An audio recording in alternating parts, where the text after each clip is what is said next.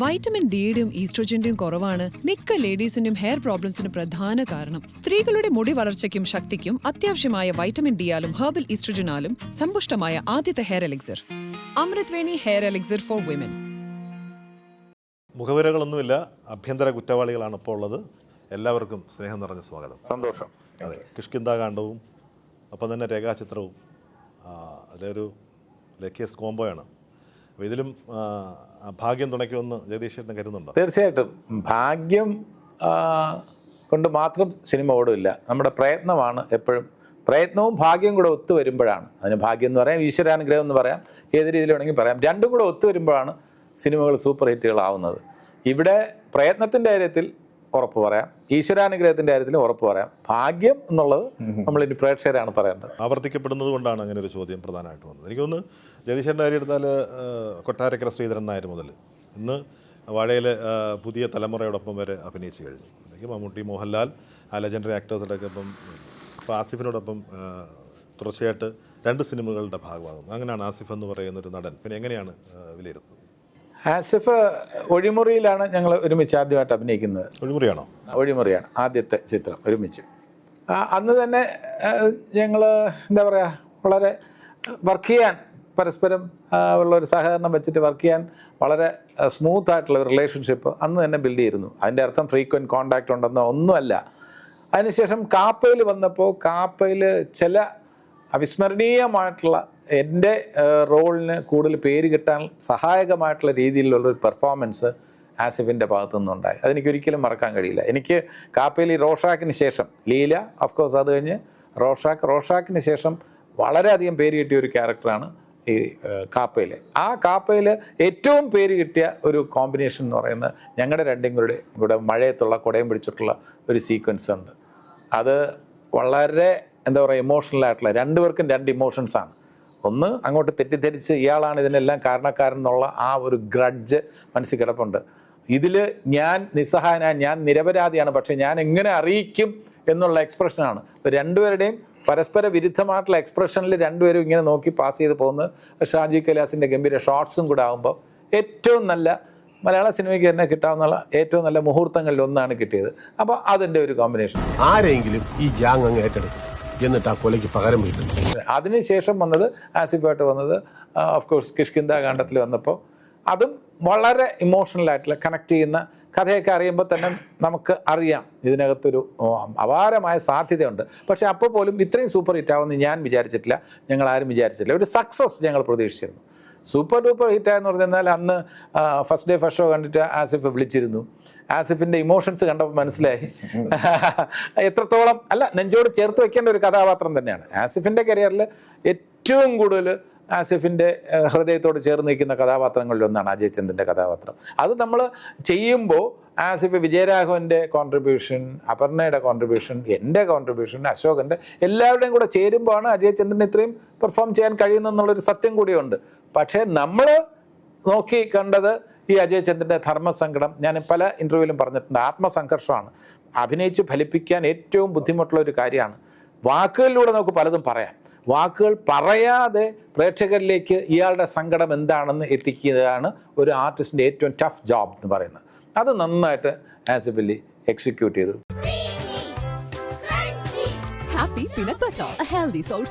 പിന്നെ നമ്മൾ രേഖാചിത്രം, അതിൽ ഒരു ചെറിയ സമയം മാത്രമേ കോമ്പിനേഷൻ ഉണ്ടെങ്കിൽ അത് മർമ്മപ്രധാനമായിട്ടുള്ള സീനാണ്. ആ ഒരു സീക്വൻസാണ്, സീൻ എന്നല്ല അതിനെ വിശേഷിപ്പിക്കേണ്ടത്, ഒരു സീക്വൻസാണ്. ആ സീക്വൻസിൽ ഒരു പേഷ്യൻ്റ് ലിസണിങ് ആയിട്ടുള്ള ഒരു സംഭവമാണ്. വളരെ ക്ഷമയോടുകൂടി കേട്ടുകൊണ്ടിരിക്കുന്ന ഒരു പോലീസ് ഓഫീസറാണ് വിവേക് എന്ന് പറഞ്ഞത്. അവിടെ ജഗദീഷ് എന്ന നടൻ ജഗദീഷായിട്ട് തന്നെ പെർഫോം ചെയ്യുമ്പോൾ താല്പര്യപൂർവ്വം ആ കാര്യങ്ങൾ കേട്ടിരുന്ന അതും ഒരു ഗംഭീരമായിട്ടുള്ള സീക്വൻസ് ആക്കി മാറ്റിയിട്ടുണ്ട്. അപ്പോൾ എനിക്ക് ഇത്രയും അതിൽ ആസിഫ് ഇത്രയും പേര് കിഷ്കിന്ധാകാന്ഡത്തിൽ കിട്ടുമെന്ന് വിചാരിച്ചില്ല എന്ന് പറഞ്ഞാൽ ഞാൻ ഒരിക്കലും രേഖാചിത്രത്തിൽ എനിക്കൊരു പേര് കിട്ടുമെന്ന് ഞാൻ ഒരിക്കലും വിചാരിച്ചില്ല. എന്താ അത് ഞാൻ വന്ന് ജഗദീഷായിട്ട് പോകുന്നത് അല്ല, അത് ഒരുപാട് കോംപ്ലിമെൻറ്റ്സ് എനിക്ക് കിട്ടി. ഞങ്ങളെ ഞെട്ടിക്കുന്നതും കാണാനാണ് സിനിമയ്ക്ക് കുറേ പേര് കയറിയത്. അവിടെ ജഗദീഷും ഞെട്ടിച്ചു എന്ന് പറഞ്ഞിട്ടുള്ള ഒരു സംഭവം കുറേ നമുക്ക് വളരെ സന്തോഷം തോന്നി. അതിനുശേഷമാണ് ഈ ആഭ്യന്തര കുറ്റവാളി. അപ്പോൾ ആഭ്യന്തര കുറ്റവാളി ആസിഫിൻ്റെ വേറൊരു മുഖം കാണാൻ പറ്റും നമുക്ക്. ഇതിൽ നിന്നും വളരെ വ്യത്യസ്തമായിട്ടുള്ള രേഖാചിത്രത്തിൽ നിന്നും കിഷ്കിന്ധാകാന്ഡത്തിൽ നിന്നും കൂമലിൽ നിന്നും ഒക്കെ വളരെ വ്യത്യാസമുള്ള ആസിഫ് മിഡിൽ ക്ലാസ് റോൾസ് ഒരുപാട് കൈകാര്യം ചെയ്തിട്ടുണ്ട്. പക്ഷേ അതിൽ നിന്നും ഒക്കെ വളരെ വേറെ ഷെയ്ഡാണുള്ളത്. ഇതിൽ പറയാനുള്ള സങ്കടങ്ങൾ വേറെയാണ്, ഇതിൽ ഇമോട്ട് ചെയ്യാനുള്ള കാര്യങ്ങൾ വേറെയാണ്, ഇതിൽ ഫ്രസ്ട്രേഷൻ വേറെയാണ്, ഇതിൽ ഫൈറ്റ് ചെയ്യാൻ തീരുമാനിക്കുമ്പോൾ പോലും ആ ഫൈറ്റ് പോലും വേറെയാണ്. ഫിസിക്കൽ ഫൈറ്റ് അല്ല, അടി ഡിഷിയും അല്ല, ഒരു സൊസൈറ്റിയോട് ഒരു ഒരു ഒരു വ്യവസ്ഥയോടും ഫൈറ്റ് ചെയ്യേണ്ടി വരുന്ന ഒരു സംഭവമാണ്. അപ്പോൾ ആ ഫൈറ്റൊക്കെ അത് വളരെ കൂളായിട്ട് കൈകാര്യം ചെയ്യേണ്ടി വരുന്ന ഒരു കഥാപാത്രമാണ് ഇതിലെ സഹദേവൻ എന്ന് പറയുന്നത്. ആ സഹദേവൻ്റെ ഞാൻ പല ഇൻ്റർവ്യൂവിലും പറഞ്ഞിട്ടുണ്ട്, സഹദേവൻ്റെ പെർഫോമൻസ് ഞങ്ങളുടെ കോടതി സീക്വൻസിലൊക്കെ എൻ്റെ ഷോട്ട് ഇല്ലാത്തപ്പോഴും മുഴുവൻ നേരം ഞാൻ കോടതിയിൽ തന്നെ ഇരുന്ന് സഹദേവൻ്റെ പെർഫോമൻസ് കണ്ടുകൊണ്ടിരിക്കുകയായിരുന്നു. കാരണം എനിക്ക് കാണാൻ ഇഷ്ടമുണ്ടായിരുന്നു, ഒന്ന്. രണ്ട്, ഈ നമ്മുടെ ഷോട്ട് ഉള്ളപ്പോൾ മാത്രമല്ല നമ്മുടെ സാന്നിധ്യം അവിടെ വേണ്ടതെന്ന് എനിക്ക് തോന്നി. കാരവനിൽ പോയി ഇരിക്കുക എന്നുള്ളതല്ല. ഞാനവിടെ രാവിലെ തൊട്ട് വൈകുന്നേരം വരെ പാക്കപ്പ് പറയുന്നവരെ കഴിയുന്നതും അവിടെ തന്നെ ഇരുന്നിട്ടുണ്ട്. സേതുവിനൊക്കെ ചിലപ്പോൾ വിഷമം തോന്നി സേതു അസോസിയേറ്റ് ഡയറക്ടറായിട്ട് പറയിച്ചിട്ടുണ്ട്, ജഗദീഷേട്ടൻ്റെ അടുത്ത് പറ ഇനി കുറച്ച് കഴിഞ്ഞ് ഷോട്ട് വരുള്ളൂ. അപ്പോൾ ഞാൻ പറയാം, അത് സാരമില്ല, ഞാനിവിടെ ഇരിക്കുന്നത് എനിക്ക് ഓക്കെയാണ്, നിങ്ങൾക്ക് വല്ല പ്രശ്നമുണ്ട്? പ്രശ്നമൊന്നുമില്ല. അല്ല, ഷോട്ട് ഇല്ലാത്തപ്പം ചേട്ടനെ വെയിറ്റ് ചെയ്യിക്കേണ്ട, ഞാൻ പ്രശ്നമില്ല. കാരണം ആ സീനുകളൊക്കെ കാണുന്ന ഒരു അനുഭവമായിരുന്നു എന്നെ സംബന്ധിച്ചിടത്തോളം. എനിക്ക് കിട്ടിയ അനുഭവം പ്രേക്ഷകർക്ക് കിട്ടിയാൽ ഈ പടം സൂപ്പർ ഹിറ്റാണ്. ആ പ്രകടനം പിന്നെ ആസിഫിൻ്റെ പ്രകടനം കാണാൻ ഞാൻ ആഗ്രഹിക്കുന്നു എന്ന് പറയുന്നിടത്താണ് അതിൻ്റെ ഒരു വലിയ ബഹുമതി ഉള്ളത്. അദ്ദേഹത്തിനെ പോലെ വളരെ സീനിയർ ആയിട്ടുള്ള ഒരാൾ അല്ലേ. എങ്ങനെയാണ് ജഗദീഷ് ചേട്ടൻ എന്ന് പറയുന്ന ഇത് തന്നെയാണ് ജഗദീഷ് ചേട്ടൻ മോട്ടിവേറ്റ് ചെയ്യുന്ന പോലെ, അല്ലെങ്കിൽ ഞങ്ങൾ ഇപ്പൊ ഈ സിനിമ ഷൂട്ട് ചെയ്യുന്ന ത്രൂ ഔട്ട് പ്രോസസ്സിൽ ജഗദീഷ് ചേട്ടനുള്ള സീക്വൻസിൽ ഒന്നും ഞങ്ങൾക്ക് ഒരു സീനിയർ ആക്ടർ അവിടെ ഉണ്ടെന്നോ അല്ലെങ്കിൽ അദ്ദേഹത്തിനോട് നമ്മൾ ഇത്രയും റെസ്പെക്ട് കാണിക്കണമെന്നോ ഒന്നും നമ്മൾ അതിനെപ്പറ്റി ചിന്തിച്ചിട്ട് പോലും ഇല്ല. ഇപ്പൊ ചേട്ടൻ അവിടെ ഇരിക്കുന്നത്, ഇപ്പം ചേട്ടൻ പറഞ്ഞു ഞാൻ പെർഫോം ചെയ്യുമ്പോൾ അവിടെ ഇരുന്ന് തന്നത് എന്നെ സപ്പോർട്ട് ചെയ്യാൻ വേണ്ടിയിട്ടാണ്. കാര്യം ഞാൻ പറയുന്ന സമയത്ത് എൻ്റെ എതിർഭാഗം വക്കീൽ, ഇപ്പൊ അതിന്റെ ട്രെയിലറൊക്കെ കണ്ടവർക്കെല്ലാം മനസ്സിലായിട്ടുണ്ടാവും. അപ്പൊ ഞാൻ സംസാരിക്കുമ്പോൾ എന്റെ ചില ലുക്സ് വരണം. അപ്പൊ അവിടെ ഒരു അസിസ്റ്റന്റ് ഡയറക്ടർ ഇരിക്കുന്നതോ അല്ലെങ്കിൽ ആ കസേരയിലേക്ക് വെറുതെ നോക്കുന്നതിനേക്കാൾ എനിക്ക് ചെയ്യാൻ കുറെ കൂടെ എളുപ്പമാവുന്നത് അവിടെ ആ പെർട്ടിക്കുലർ ആർട്ടിസ്റ്റ് ഇരിക്കുമ്പോഴാണ്. അപ്പം ജഗദീഷ് ചേട്ടൻ അവിടെ ഇരിക്കുമ്പോൾ അത് ആ വെറുതെ ഇരിക്കുമല്ല, അത് ആ റിയാക്ഷനിൽ തന്നെയാണ് അദ്ദേഹം ഇരിക്കുന്നത്. അപ്പൊ എനിക്കത് കുറെ കൂടെ എളുപ്പമാകും. ആ മൊത്തത്തിലുള്ള ഷൂട്ടിംഗ് ലൊക്കേഷന്റെ ആംബിയൻസിനെ അത് ഭയങ്കരമായിട്ട് ബൂസ്റ്റ് ചെയ്യും. ഇപ്പൊ ജഗദീഷ് ചേട്ടൻ അവിടെ ജഗദീഷ് ചേട്ടൻ ലൊക്കേഷൻ ഉള്ളപ്പോൾ ഡിസിപ്ലിനും ഇല്ലാത്തപ്പോൾ ഡിസിപ്ലിനും ആയിട്ടുള്ളൊരു വ്യത്യാസമുണ്ട്. അപ്പൊ ആ ഡിസിപ്ലിൻ ത്രൂ ഔട്ട് നമുക്ക് അവിടെ മെയിൻറ്റെയിൻ ചെയ്യണം. അപ്പൊ അത് നമ്മൾ മെയിൻ ആയിട്ടുള്ള ആക്ടേഴ്സും ടെക്നീഷ്യൻ അല്ലാണ്ട് ജൂനിയർ ആർട്ടിസ്റ്റ് ഉൾപ്പെടെ ഒരു കോടതി റൂമിലുള്ള ക്രൗഡ് ഉണ്ട്. അപ്പൊ അവിടെ ഞങ്ങൾ ഒരു കുട്ടിക്കളി എന്നുള്ളതിനേക്കാൾ ജഗദീഷ് ചേട്ടൻ ഒരു പ്രസൻസ് അവിടെ ഉണ്ടാകുമ്പോൾ ഇവർക്കെല്ലാവർക്കും ഉണ്ടാകുന്ന ഒരു സീരിയസ്നെസ് ഈ സീൻ എടുക്കുമ്പോൾ ഞങ്ങളെ സഹായിച്ചിട്ടുണ്ട്. പിന്നെ ജഗദീഷ് ചേട്ടന്റെ പെർഫോമൻസ് നമുക്ക് അറിയാവുന്ന പോലെ ഇപ്പൊ നമ്മളെല്ലാരും പറയുന്നതാണ് 2.0 വേർഷൻ എന്ന് പറയുന്നത്. ജഗദീഷ് ചേട്ടന്റെ സെലക്ഷൻസും ഇപ്പൊ നമ്മുടെ എല്ലാം ചെറുപ്പത്തിൽ, ഇപ്പൊ ഞാൻ കണ്ടു വളർന്ന ജഗദീഷ് ചേട്ടൻ എന്ന് പറയുമ്പോൾ നമുക്ക് എപ്പോഴും ഹ്യൂമർ ചെയ്യുന്ന, തമാശ ചെയ്യുന്ന, അബദ്ധങ്ങൾ കാണിക്കുന്ന ക്യാരക്ടേഴ്സ് ആയിരുന്നു റിപ്പീറ്റേറ്റീവ് ആയിട്ട് നമ്മൾ ഇഷ്ടപ്പെട്ടുകൊണ്ടിരുന്നത്. അതിന്റെ ഇടയിൽ കൂടെ അദ്ദേഹത്തിന്റെ സീരിയസ് റോൾസ് ഉണ്ട്, ഹീറോ ക്യാരക്ടേഴ്സ് ഇഷ്ടം പോലെയുണ്ട്. ഇപ്പം ഞങ്ങൾ ഇതിനു മുന്നേ ഒരു ഇന്റർവ്യൂവിൽ പറഞ്ഞു, ഈ ആഭ്യന്തര കുറ്റവാളിയിലെ സഹദേവൻ കുറെ നാൾക്ക് മുന്നേ ആയിരുന്നെങ്കിൽ ജഗദീഷ് ചേട്ടൻ ചെയ്യേണ്ട ക്യാരക്ടറാണ്. സ്ത്രീധനം പോലെയുള്ള സിനിമകൾ ചെയ്തിട്ടുള്ള അതുപോലത്തെ ഒരു ക്യാരക്ടറാണ്. അപ്പൊ അത് ഒത്തിരി സഹായം ഈ സിനിമയിലും. ഈവൻ കിഷ്കിന്ധാകാന്ഡമൊക്കെ ചെയ്യുന്ന സമയത്തും ഞങ്ങള് ഞാനും അപർണയും കൂടെ പോയി ഈ അച്ഛനെ പറ്റി ചോദിച്ചു മനസ്സിലാക്കുന്ന ഒരു സീക്വൻസ് ഉണ്ട്. അപ്പൊ അവിടെ ഞങ്ങൾക്ക് കിട്ടിയിരുന്ന ഒരു വൈബ്, മൊത്തത്തിലുള്ളൊരു അറ്റ്മോസ്ഫിയർ നമ്മൾ ക്രിയേറ്റ് ചെയ്തിട്ടുണ്ട്. അപ്പൊ ഒരു ശരിക്കും ഇപ്പൊ ഞാൻ സിനിമയിൽ ഞാൻ ടി വിയിൽ സിനിമ കാണുന്ന അന്ന് മുതൽ കണ്ടിട്ടുള്ള ഓരോ സീനിയർ ആക്ടറിനെ കാണുമ്പോഴും എനിക്ക് എക്സൈറ്റ്മെന്റും പേടിയും ഉണ്ടാവും കൂടെ അഭിനയിക്കുമ്പോൾ. അത് ഒരു ലേശം പോലും എനിക്കില്ല. ഇപ്പൊ കഴിഞ്ഞ ദിവസങ്ങളിൽ ഇന്റർവ്യൂവിൽ എനിക്ക് തന്നൊരു കംഫർട്ട് വെച്ചിട്ട് ഞാൻ കൗണ്ടർ വരെ അടിക്കുന്നുണ്ട്, കളിയാക്കുന്നുണ്ട് ഞങ്ങൾ അങ്ങോട്ടും ഇങ്ങോട്ടും. അപ്പൊ അത്ര ഒരു സ്പേസ് ഞങ്ങൾക്ക് എല്ലാവർക്കും ജഗദീഷേട്ടൻ തന്നിട്ടുണ്ട്. അത് ശരിക്കും നമുക്ക് അല്ലെ, ഇപ്പൊ എനിക്കും കുറച്ചും കൂടെ ഒക്കെ അസീസ്ക്കൊക്കെ പറയാൻ പറ്റും. കാര്യം ഒരുപാട് ചെറുപ്പം മുതൽ അസീസ്ക വളരെ ക്ലോസ് ആയിട്ട് അസോസിയേറ്റ് ചെയ്യുന്ന ഒരാളാണ് ജഗദീഷ് ചേട്ടൻ. അപ്പം നമ്മൾ ആർക്കും ഒരു കാര്യം കൂടെ ഇതിനകത്ത് കോംപ്ലിമെന്റ് ചെയ്തതിൽ എനിക്ക് ഏറ്റവും ഇഷ്ടപ്പെട്ടത് ആ ഡിസിപ്ലിൻ്റെ കാര്യമാണ്. അത് ഞാൻ വളരെ സന്തോഷത്തോടെ സ്വീകരിക്കുന്നു. കാരണം ഡിസിപ്ലിൻ എന്ന് പറയാൻ നേരത്ത് ഞാൻ അവിടെ ഇരുന്ന് ഈ സീനൊക്കെ കണ്ടുകൊണ്ടിരിക്കുന്നു എന്ന് പറയുമ്പോൾ എൻ്റെ ഭാഗത്ത് നിന്നും ഒരു ഡിസിപ്ലിൻ ഇല്ലായ്മ ആലോചിച്ച് നോക്കിയേ. ഞാൻ അവിടെ ഇരുന്നുണ്ട് മൊബൈൽ ഫോൺ വളരെ ഇമോഷണലായിട്ട് അഭിനയിച്ചുകൊണ്ടിരിക്കുമ്പോൾ ഒരു കാര്യം നാളെ രാവിലെ വിളിക്കുക, ഹലോ എന്ന് പറഞ്ഞിട്ട് ഫോൺ വെച്ചിട്ട് ഒരു ചായ ഉണ്ടോ ഇതേപോലെ കഴിക്കാനുണ്ടോ എന്ന് ചോദിച്ചാൽ ആ അറ്റ്മോസ്ഫിയർ എന്താവും? അത് എൻ്റെ ഭാഗത്തു നിന്ന് ഉണ്ടാകാൻ പാടില്ലെന്ന് എനിക്ക് നിർബന്ധമുണ്ട്. കാരണം ഒരു രീതിയിലും ഒരു ഡയറക്ടർക്ക് എന്തുമാത്രം ഡിസ്ട്രാക്ട് ചെയ്യുന്ന ഒരു കാര്യമായിരിക്കും. നമ്മൾ അവിടെ ഇരുന്നിട്ട് ജഗദീഷ് കാരവനിലൊന്നും പോണില്ല, പക്ഷെ ഇവിടെ ഇരുന്നുണ്ടാക്കുന്ന ശല്യം എന്ന് പറയുന്നത് ആ ഡിസിപ്ലിൻ, അത് സ്വീകരിക്കുന്നത് ആസിഫിന്റെ നല്ല മനസ്സാണ്. ആസിഫിന് കൂടുതൽ വളരണമെന്ന് ആഗ്രഹമുള്ളതുകൊണ്ടാണ് അതിനെ കോംപ്ലിമെന്റ് ചെയ്തത്. അതുകൊണ്ടാണ് ഞാൻ അതിനെ എടുത്ത് ഇനി അവരിലേക്ക് പോകുന്നതിന് മുമ്പ് ഇതെനിക്ക് പറയണമെന്നുണ്ടായിരുന്നു. അത്രേ ഉള്ളൂ. കിഷ്കിന്ധാകാന്ഡം പോലെ തന്നെ വളരെ എക്സൈറ്റ് ചെയ്യിപ്പിക്കുന്ന, അതിനേക്കാൾ ആ പടിക്ക് മുകളിൽ നിൽക്കുന്ന ഒരു പടം തന്നെയാണ് ആഭ്യന്തര കുറ്റവാളി എന്നൊരിക്കൽ ആസിഫ് പറഞ്ഞു ഓർക്കുന്നുണ്ട്. ഏത് തരത്തിലാണ് ആഭ്യന്തര കുറ്റവാളി? ആഭ്യന്തര കുറ്റവാളി സംസാരിക്കുന്ന വിഷയമാണ്. ഇപ്പം ഇതിലേക്ക് കിഷ്കിന്ധാകാന്ഡത്തിലേക്ക് വരുമ്പോൾ അതിൻ്റെ ഒരു ത്രില്ലറുണ്ട്, അതിന് ഒരു ഇമാജിനറി വേൾഡ് തന്നെയാണ്. ഒരു സിനിമ മേക്ക് ബിലീഫ് എന്ന് പറയുമല്ലോ, അത്തരത്തിലുള്ള ഒരു ക്രിയേറ്റഡ് ലോകമാണ്. പക്ഷെ ആഭ്യന്തര കുറ്റവാളിയിൽ ചർച്ച ചെയ്യപ്പെടുന്ന വിഷയം നമ്മളുടെ എല്ലാവരുടെയും ലോകത്ത് നടക്കുന്നതാണ്, നമ്മുടെ ചുറ്റുപാടും നടക്കുന്നതാണ്. അപ്പൊ അതാണ് എന്നെ ഇത് കുറച്ച് സ്പെഷ്യലാക്കി. ഇതിന്റെ ഒരു ഫസ്റ്റ് തോട്ട് പറയുമ്പോൾ തന്നെ നമുക്കിത് അഡ്രസ്സ് ചെയ്യപ്പെടേണ്ട ഒരു വിഷയമാണ്. അല്ലെങ്കിൽ ഇപ്പൊ ഇതിനൊരു പുരുഷപക്ഷ സിനിമ എന്ന് പറയാൻ ഞാൻ ആഗ്രഹിക്കുന്നില്ല, പക്ഷെ ഇത് പുരുഷന്മാർക്ക് വേണ്ടി, നല്ല പുരുഷന്മാർ അനുഭവിക്കുന്ന ചില പ്രശ്നങ്ങളെ പറ്റി അഡ്രസ്സ് ചെയ്യുന്ന ഒരു സിനിമയാണ്. അപ്പൊ അത് പല സമയത്തും പല വാർത്തകളിലും ഒക്കെ നമ്മൾ കണ്ടിട്ടുള്ള ചില സമയത്ത് നമുക്കറിയാം എന്താണ് സത്യാവസ്ഥ എന്നുള്ളതും, എന്താണ് ഈ വളച്ചൊടിക്കപ്പെടുന്ന വാർത്തകളിലൂടെ അയാൾക്ക് സംഭവിക്കുന്നതെന്നും അയാളുടെ കുടുംബത്തിന് സംഭവിക്കുന്നതെന്നുള്ളത് നമുക്കറിയാം. പക്ഷെ അത് അംഗീകരിക്കാനും അത് ചർച്ച ചെയ്യപ്പെടാനും ഒന്നും ഉള്ളൊരു സ്പേസ് കിട്ടിയിട്ടില്ല. അപ്പൊ അത്തരത്തിലുള്ള സഹദേവന്മാരെ അഡ്രസ്സ് ചെയ്യുന്നതാണ് ആഭ്യന്തര കുറ്റവാളി എന്നുള്ള സിനിമ. എന്റെ അട്രാക്ഷൻ അതായിരുന്നു. ഒരു കാര്യം കൂടെ പറഞ്ഞോട്ടെ, അതായത് കിഷ്കിന്ധാകാന്ഡവും ആഭ്യന്തര കുറ്റവാളിയായിട്ടുള്ള വ്യത്യാസം പറഞ്ഞുതരാം. അജയ് ചന്ദ്രന്റെ ലോകത്തിലേക്ക് പ്രേക്ഷകർ പോവുകയാണ് കിഷ്കിന്ധാകാന്ഡം.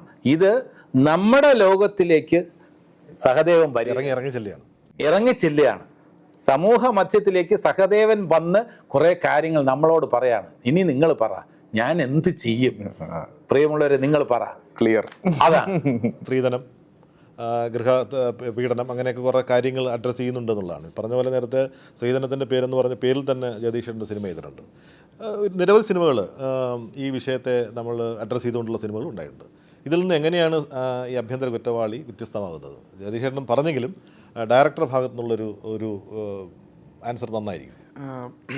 ആഭ്യന്തര കുറ്റവാളി എന്ന് പറയുന്നത് ശരിക്കും എല്ലാ ആണുങ്ങളെയല്ല നമ്മൾ പറയുന്നത്. ഇതിൽ ഒരു ചെറിയ മൈനോറിറ്റി ഉണ്ട്. ആ ഗ്രൂപ്പിൽ കുറച്ച് നിരപരാധികളുണ്ട്. അവരാ കുറ്റം ചെയ്തിട്ടാണോ ശിക്ഷിക്കപ്പെടുന്നത് എന്നുള്ളതാണ് ഈ സിനിമ ചർച്ച ചെയ്യുന്നത്. ഇങ്ങനെ ഒരു രീതിയിൽ ശിക്ഷിക്കപ്പെടേണ്ട ആവശ്യമുണ്ടോ അവർ? ഇപ്പോൾ സഹദേവൻ ആകെ ചെയ്തിരിക്കുന്ന ഒരു കുറ്റം എന്ന് പറയുന്നത് ഒരു കല്യാണം കഴിച്ചു എന്ന് പറയുന്നതാണ്. ഈ കഥ ഞാൻ പറഞ്ഞപ്പോൾ എനിക്ക് തോന്നുന്നു ഇവർക്ക് എല്ലാവർക്കും ഒരു സഹദേവനെ റിലേറ്റ് ചെയ്യാനുണ്ട്. അതായത് ഇവരുടെ ഫാമിലിയിലോ അല്ലെങ്കിൽ സൗഹൃദത്തിലോ വീടിരിക്കുന്ന സ്ഥലത്തൊക്കെ ആയിട്ട് ഒരു സഹദേവനുണ്ട്. അതെല്ലാവരും എന്നോട് പറഞ്ഞു, ഇത് സെയിം. ഇപ്പോൾ അസീസിക്കായുടെ ഞാൻ പോയി കഥ പറയുമ്പം അസീസിക്കായുടെ കൂടെ ഒരു പയ്യനുണ്ട്. ആ പയ്യൻ പറഞ്ഞു ഇത് എൻ്റെ കഥയാണ്. അതായത് അപ്പോൾ അത് ഈ ആക്ടേഴ്സ് മാത്രമല്ല, ഈവൻ ടെക്നീഷ്യൻസിൻ്റെ അടുത്ത് പറഞ്ഞപ്പോഴാണെങ്കിലും ആ ഒരു ഇത് പോയിൻ്റ് ഔട്ട് ചെയ്തിട്ടുണ്ടായിരുന്നു. എനിക്ക് തോന്നുന്നു ഞാൻ ആസിഫ് ബ്രോയുടെ അടുത്ത് കഥ പറയുന്നത് മഹാവീര്യൻ്റെ ലൊക്കേഷൻ വെച്ച് തന്നെയാണ്. ഞാൻ അസോസിയേറ്റ് ആയിരുന്നു അതിൽ. ഞാൻ ജസ്റ്റ് ഒരു ത്രെഡ് ആസിഫ് ബ്രോയോട് പറഞ്ഞു.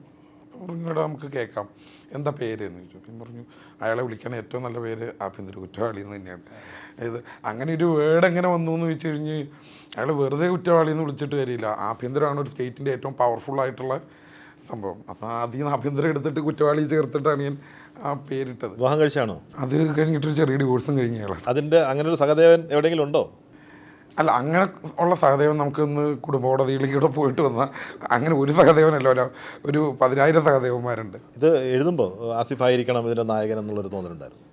ഞാൻ ശരിക്കും പറഞ്ഞാൽ എനിക്ക് ആസിഫ് ബ്രോയുടെ ക്യാരക്ടറിൽ, ഞാനത് മറ്റ് ഇൻ്റർവ്യൂവിലും പറഞ്ഞു, എന്നെ ഏറ്റവും കൂടുതൽ എക്സൈറ്റ് ചെയ്യിച്ച ഒരു ക്യാരക്ടർ ശ്രീവാച്ചനാണ്. എന്തുകൊണ്ടാണ് പറഞ്ഞാൽ പെട്ടെന്ന് ഒരേപോലെ കുറേ പടങ്ങൾ ചെയ്തുകൊണ്ടിരുന്ന ആസിഫ് ബ്രോയിൽ നിന്ന് 360 ഡിഗ്രി ചേഞ്ച്, അത് ഈവൻ അപ്പിയറൻസ് ഉൾപ്പെടെ മാറിയിട്ട് ശരിക്കും ഒരു പരാകായ പ്രവേശം എന്ന് പറയുന്ന സാധനം കണ്ടത് ശ്രീവാച്ചനിലാണ്. എനിക്ക് ഭയങ്കര എക്സൈറ്റ്മെൻറ്റ് ഉണ്ടായിരുന്നു. അപ്പോൾ എനിക്ക് സഹദേവൻ ഇതുപോലെ ആയിരിക്കണം. അപ്പോൾ സഹദേവൻ്റെ ഒരു സ്കെച്ച് ഞാൻ കാണിച്ചു കൊടുത്ത് എനിക്കൊന്നും ഒരു 15 ദിവസം മുമ്പ് തന്നെ സഹദേവനായിട്ടാണ് ലൊക്കേഷനിൽ വന്നത്. സഹദേവനായിട്ട് ആസിഫ് തന്നെ ഉണ്ടായിരുന്നുള്ളൂ, വേറൊരു അല്ല. ഓപ്ഷനുകളുണ്ട്. ഇൻ കേസ് കഥ പറഞ്ഞ് ആസിഫ് ബ്രോ നോ പറഞ്ഞാൽ അടുത്ത ഓപ്ഷൻ എന്ന് പറയുന്ന രീതിയിൽ ഉണ്ടായിരുന്നു, മനസ്സിലുണ്ടാവും. അതിൽ എഴുതുമ്പോൾ അതെ, സഹദേവനായിട്ട് ആസിഫ് ഉണ്ടായിരുന്നുള്ളൂ അല്ലേ? പരിമിതമായ ഇതേ ഉള്ളൂ ഇതിന് നമ്മുടെ ഈ സിനിമയെക്കുറിച്ച്. അതുകൊണ്ട് എന്താണ് അസീസിൻ്റെ ക്യാരക്ടർ എന്ന് പറഞ്ഞാൽ? ഞാൻ ആസിഫിൻ്റെ സുഹൃത്തായിട്ടാണ്. നാടൻ വേഷം തന്നെ. നാടൻ തനി ഈ സിനിമയെന്ന് പറയുന്നത് നാടൻ തന്നെ, വളരെ നാടനാണ്. സുഹൃത്ത് എന്ന് പറയുമ്പോൾ സഹദേവന് അച്ഛനും അമ്മയും 2 സുഹൃത്തുക്കളുമാണ് സഹദേവന്റെ ലോകം. അതിൽ 2 സുഹൃത്തുക്കളിൽ ഒരു സുഹൃത്താണ് ഞാനും. പിന്നെ ആനന്ദ് മന്മഥൻ, ആനന്ദും നമ്മൾ രണ്ടാണ്. നമ്മൾ തന്നെയാണ് നടക്കുന്നതും ഇരിക്കുന്നതും എന്തും കാര്യങ്ങൾ അങ്ങോട്ടും ഇങ്ങോട്ടും തുറന്ന് പറയുന്നതും നമ്മൾ തന്നെ. പിന്നെ എല്ലാ കാര്യത്തിനും നമ്മൾ കൂടെ നിൽക്കുന്ന, അവസാനം വരെ കൂടെ നിൽക്കുന്ന സുഹൃത്തുക്കളിൽ ഒരാളാണ്. പറഞ്ഞ പോലെ ഇങ്ങനെയുള്ള സഹദേവന്മാരെ എപ്പോഴെങ്കിലും അസീസിൻ്റെ ഇഷ്ടം പോലെ, അത് ഞാൻ സേതുവിൻ്റെ അടുത്ത് പറയുകയും ചെയ്തല്ലോ. അപ്പോൾ എൻ്റെ സുഹൃത്ത് തന്നെ പറഞ്ഞു ഇതെൻ്റെ കഥയാണെന്ന് പറഞ്ഞു. അപ്പോൾ ടീച്ചർ ഇറങ്ങിയപ്പം ഫസ്റ്റ് ആ പെൺകൊച്ചിന് അവൻ അയച്ചു കൊടുത്ത് ഇതെൻ്റെ കഥ അയച്ചു കൊടുത്തവൻ. അതങ്ങനെ ഒരുപാട് പേരുണ്ടാവും. ആ സുഹൃത്ത് മാത്രമല്ല, ഞാൻ ഒരുപാട് പേരെ കണ്ടിട്ടുണ്ട്. ഈ ഇതിൻ്റെ ഒരു വർക്കിംഗ് എക്സ്പീരിയൻസ് എങ്ങനെയായിരുന്നു? നമ്മളിപ്പോൾ ഓരോ വർക്ക് ചെയ്യുമ്പോഴും അതിൻ്റെ കഥയുടെ വ്യത്യാസങ്ങൾ, മാറ്റങ്ങൾ അനുസരിച്ചിട്ടുള്ള രീതിയിലല്ലേ നമ്മൾ എക്സ്പീരിയൻസ് വരുന്നത്. അപ്പോൾ ഞാൻ ആദ്യമായിട്ടാണ് ആസിഫിൻ്റെ കൂടെ അഭിനയിക്കുന്നത്. പിന്നെ അതിലുപരി സേതു എൻ്റെ അടുത്ത് ഈ കഥ പറഞ്ഞിട്ട് ഏകദേശം ഒരു 3 വർഷത്തോളമായി. 3 വർഷമായി എൻ്റെ അടുത്ത് ഈ കഥ പറഞ്ഞിട്ട്. അപ്പോൾ ഞാൻ സേതുവിനെ ഇടയ്ക്കൊക്കെ വിളിക്കുമായിരുന്നു, ഒരു 1.5 വർഷം വരെ വിളിക്കുമായിരുന്നു എന്തായാലും. പിന്നെ ഞാൻ എഴുതി ഇതങ്ങ് പോകും, പണി പാളോ എന്ന് പറഞ്ഞ് ഞാൻ വിട്ടു. പക്ഷെ അത് ഒരു സുപ്രഭാതത്തിൽ പെട്ടെന്ന് വന്നു, പടം ഓണാണ്, വിളിക്കും എന്ന് പറഞ്ഞു ഓണായി. പക്ഷേ ആസിഫിൻ്റെ കൂടെ ഒരുപാട് ആഗ്രഹിച്ചിട്ടുണ്ട് ആസിഫിൻ്റെ കൂടെ ഒരു പടം. ഞാൻ പിന്നെ രണ്ടാമത് ഈ പടമൊന്നും ഇല്ലാതിരിക്കുന്ന സമയത്ത് ആരെങ്കിലും നമ്മൾ സുഹൃത്ത് അടുത്ത പടം ആസിഫിൻ്റെ ഞാൻ വെറുതെ പറഞ്ഞു നടക്കുമായിരുന്നു. സത്യസന്ധമായിട്ട് ഞാൻ പറഞ്ഞു നടക്കും അടുത്ത ആസിഫിൻ്റെ പടം. അത് കറക്റ്റ് ആസിഫിൻ്റെ പടം വന്നു. പക്ഷേ എക്സ്പീരിയൻസ്, അതായത് നല്ല സുഹൃത്തിനെ പോലെ തന്നെയാണ്. നമ്മൾ റൂമിലാണെങ്കിലും ഒരുമിച്ച് കിടക്കുന്നതല്ല, റൂമിൽ തൊട്ടപ്പുറത്ത് റൂമുണ്ട്. പക്ഷേ നമ്മൾ ഷൂട്ടിങ് കഴിഞ്ഞിട്ട് റൂമിൽ വരുമ്പോൾ തന്നെ ഒരുമിച്ച് കിടക്കാൻ നേരത്ത് 1 മണിയൊക്കെയാണ് കിടക്കാൻ പോകുന്നത്. അപ്പോൾ എല്ലാവരും സുഹൃത്ത് ബന്ധം പോലെ. പക്ഷേ എക്സ്പീരിയൻസ് എന്ന് പറഞ്ഞാൽ നമ്മൾ ലൊക്കേഷനിൽ പോകുമ്പോൾ വ്യത്യാസങ്ങളില്ല. അഭിനയിക്കുകയാണ് എന്നുള്ള ഒരു ഇതുമില്ല. നമ്മൾ എപ്പോഴും ഇപ്പം ഷൂട്ടില്ലാത്ത സമയത്ത് സിനിമ കാണാൻ പോകുന്നത് നമ്മൾ ഒരുമിച്ച്, അങ്ങനെ ഒരു ഭയങ്കര നമ്മൾ ഒരുമിച്ചാണ് കിഷ്കിന്ധ കാണാൻ പോയത് നമ്മൾ ഒരുമിച്ചായിരുന്നു. അപ്പോൾ എനിക്ക് വേറെ വ്യത്യാസമൊന്നും എനിക്ക് തോന്നിയിട്ടില്ല ഇത് അഭിനയിക്കുകയാണെന്നോ അങ്ങനെ ഒരു. പക്ഷേ ഇതിനകത്ത് നല്ലൊരു കണ്ടന്റ് കിടപ്പുണ്ടെന്ന് ഭയങ്കരമായിട്ട് തോന്നിയിട്ടുണ്ട്. ഒരു ക്യാരക്ടർ ആക്ടറായിട്ടാണ് ഒരു അസീസിനെ. ക്യാരക്ടറാണ്. അല്ല, അങ്ങനെയാണ് പറയുന്നത്. വിശേഷണമുണ്ട്, എൻജോയ് ചെയ്യുന്നുണ്ട്. അങ്ങനെ ഒരു വിശേഷണം പലർക്കും പല രീതിയിലാണല്ലോ. തീർച്ചയായിട്ടും. കാരണം അങ്ങനെയുള്ള കിട്ടാനാണ് നമ്മൾ ഏറ്റവും കൂടുതൽ ആഗ്രഹിക്കുന്നത്. അല്ല, പെട്ടെന്ന് വന്നു പോകുന്ന ക്യാരക്ടറിലും അതും ഇപ്പം ഞാൻ പറയില്ല. ഞാൻ ഇപ്പോൾ 1 എന്ന് പറഞ്ഞ മമ്മൂക്കാരെ പടം, അതിനകത്ത് ഒരൊറ്റ സീനേ ഉള്ളൂ, ഒരു ഓട്ടോറിക്ഷ. അത് ഭയങ്കരമായിട്ട് സംസാരം കിട്ടിയൊരു സാധനം, നല്ല കയ്യടി കിട്ടിയ സാധനം വരുന്നത്. അപ്പം വന്നു പോകുന്നതാണെങ്കിലും അത് നമ്മൾ ജനങ്ങൾ ഏറ്റെടുക്കണം എന്നാൽ ഭയങ്കര സന്തോഷം. സാറെന്തെങ്കിലും കുഴപ്പം കാണിച്ചാൽ പോലീസ് വന്നല്ലേ? ജഗദീഷിൻ്റെ ഒരുപാട് അഡ്വക്കേറ്റിൻ്റെ കഥാപാത്രങ്ങൾ കണ്ടിട്ടുണ്ട്. അതിൽ ഏറ്റവും രസകരമായിട്ടുള്ള ഒന്ന് മേക്കപ്പ് മാനിലെ അപ്പുക്കുട്ടനാണെന്നാണ് ക്യാരക്ടറിന്റെ പേര്. വിക്കനായിട്ടുള്ളൊരു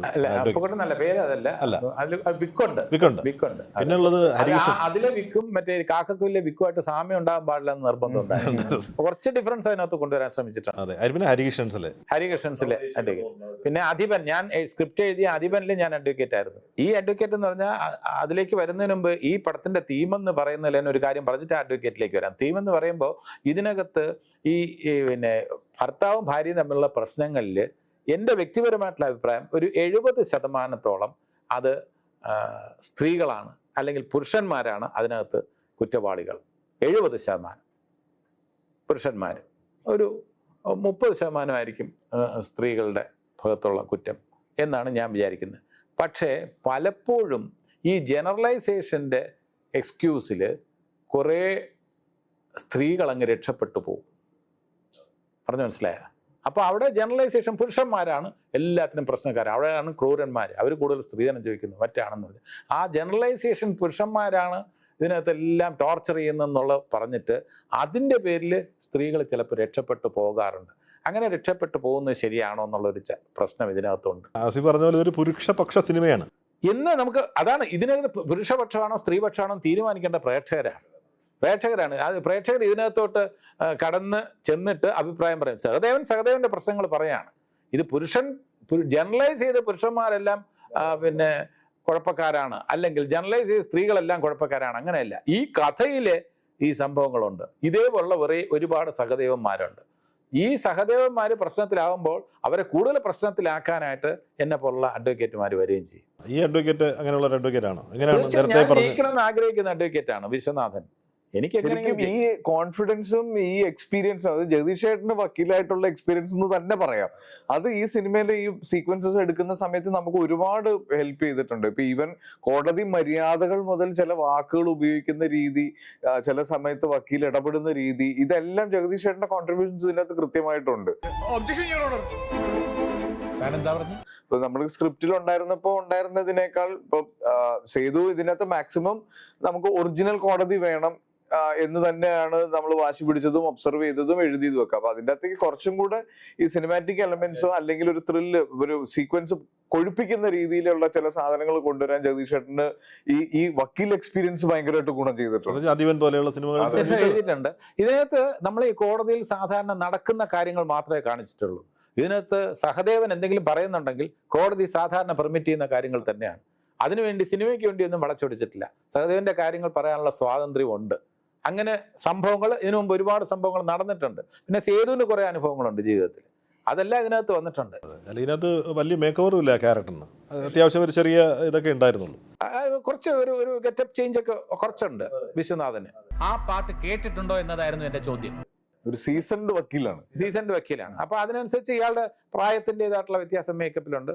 അപ്പോൾ സേതുവും മേക്കപ്പ് മാൻ സുധിയും കൂടെ ഡിസ്കസ് ചെയ്താണ് ഇങ്ങനെ ആയിരിക്കണം എന്നുള്ള ഒരു സംഭവം. അതിന് ഞാൻ മീശയൊക്കെ ഒന്ന് ട്രിം ചെയ്ത് മീശ ഉണ്ടോ ഇല്ലയോ എന്നുള്ളൊരു കൺഫ്യൂഷനിലൊക്കെ കവറിൽ ഞെട്ടിച്ചത് തീർച്ചയായിട്ടും മാർക്കോയിലെ അതും സുധി തന്നെ. അതെ, അതും സുധി തന്നെയായിരുന്നു മാർക്കോയിൽ. ആസിഫ് പറഞ്ഞു 2.0 രണ്ടാം വരവ് എന്നൊക്കെ പറയുന്നത് അതാണ്. പക്ഷേ ഈ രണ്ടാം വരവിൽ കടപ്പെട്ടിരിക്കുന്നത് പുതിയ തലമുറയോടാണ്. തീർച്ചയായും. എന്ന് വെച്ചാൽ അതിന്റെ അർത്ഥം ഈ നമ്മുടെ സീനിയേഴ്സിന് നേരെ തിരിച്ചാണ്. ഈ തലമുറ ജഗദീഷ് ചേട്ടനോടാണ്. അല്ല, അങ്ങനല്ല, ഞാൻ അദ്ദേഹത്തിന് കൊടുക്കേണ്ട മികച്ച കഥാപാത്രങ്ങൾ. പക്ഷെ ഞാൻ ലീലയൊന്നും മറന്നിട്ടല്ല ഈ പറയണത്. എങ്കിലും ഒരു സീനിയേഴ്സ്, നമ്മുടെ ഒരു വലിയ ടാലൻറ്റ് പൂൾസ് നമ്മുടെ കയ്യിലുണ്ടായിരുന്നു. അവിടെ നിന്ന് മാറി അവിടെ ജഗദീഷ് എന്ന് പറയുന്ന നടനെ ഉപയോഗിക്കപ്പെടാതെ പോയി. പക്ഷെ അതിന് ഒരു കടപ്പെട്ടിരിക്കുന്നത് ഇന്ന് തലമുറയോടാണ്. സുരേഷേ, അതിപ്പോൾ നമ്മൾ പ്രതീക്ഷയോടെ നോക്കിക്കാണുന്നത് രാഷ്ട്രീയത്തിലായിക്കോട്ടെ ഏത് രംഗത്തായിക്കോട്ടെ യങ് ബ്ലഡിനെ നമ്മൾ പ്രതീക്ഷയോടെയാണ് നോക്കിക്കാണുന്നത്. അവരുടെ ചിന്തകൾ നമ്മളേക്കാളും അവർ ചിന്തിക്കുന്നത് നമ്മളെക്കാളും ഒക്കെ മോഡേൺ ആയിട്ടുള്ള ചിന്തകളാണ്. മോഡേൺ എന്ന് പറയുമ്പോൾ അതിൽ നന്മയുള്ള ചിന്തകൾ എന്ന് മാത്രമല്ല ഉദ്ദേശിക്കുന്നത്, അതിനകത്ത് ചിലപ്പോൾ വഴിതെറ്റുന്ന ചിന്തകളുണ്ടാകും. എന്നാലും കൂടുതലും ഫ്രഷ് ബ്ലഡ് എന്ന് പറയുന്ന പോലെ അവരുടെ ചിന്തകളിൽ പുതുമ വരും.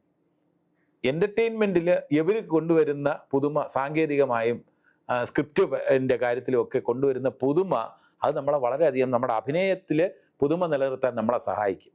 നമ്മുടെ അഭിനയത്തിൻ്റെ പാറ്റേൺ പോലും മാറ്റിമറിക്കാൻ ഇവരുടെ ചിന്തകളിലൂടെ കഴിയും. ഇപ്പം മാർക്കോ എന്ന് പറയുന്നത് എന്നെ ഇങ്ങനെ മോൾഡ് ചെയ്യാമെന്ന് ഹനീഫ് അദേൻ എന്ന സംവിധായകൻ വിചാരിച്ചുകൊണ്ടാണ് എനിക്കിത് ചെയ്യാൻ പറ്റിയത്. ജഗദീഷ് ആ വില്ലനൊന്നും അയാൾ നിൽക്കില്ല, അത് വേണ്ട, അത് വേറെ ആരെങ്കിലും നോക്കും, അത് വേണ്ട എന്ന് പറഞ്ഞത് തകർന്നുമില്ല. ഇത് ഹനീഫ് അദേൻ എൻ്റെ അടുത്ത് വന്ന് കഥ പറയുമ്പോൾ ജഗദീഷ് ചേട്ടാ അത് ജഗദീഷ് ചേട്ടൻ ചെയ്യാൻ പറ്റും, ഞാൻ എങ്ങനെയാണ് കൺസീവ് ചെയ്തിരിക്കുന്നത്. ഹനീഫ് വളരെ കോൺഫിഡൻ്റ് ആയിട്ട് പറഞ്ഞപ്പോൾ ഫസ്റ്റ് സീൻ തൊട്ട് നറേറ്റ് ചെയ്തപ്പോൾ ഞാൻ പറഞ്ഞു ഓക്കെ, പിന്നെ ഹനീഫിന് ഓക്കെ ആണെങ്കിൽ എനിക്ക് ഓക്കെയാണ്, എനിക്ക് ഇഷ്ടപ്പെട്ടു, ഞാൻ ചെയ്യാം എന്ന് പറഞ്ഞു. അത് ത്രില്ലോടുകൂടി ചെയ്തു. അത് ഓരോ സീനും ഒരു ഡിഫറെൻ്റ് ആയതുകൊണ്ട് തന്നെ ചെയ്യാൻ ഭയങ്കര രസമുണ്ടായിരുന്നു.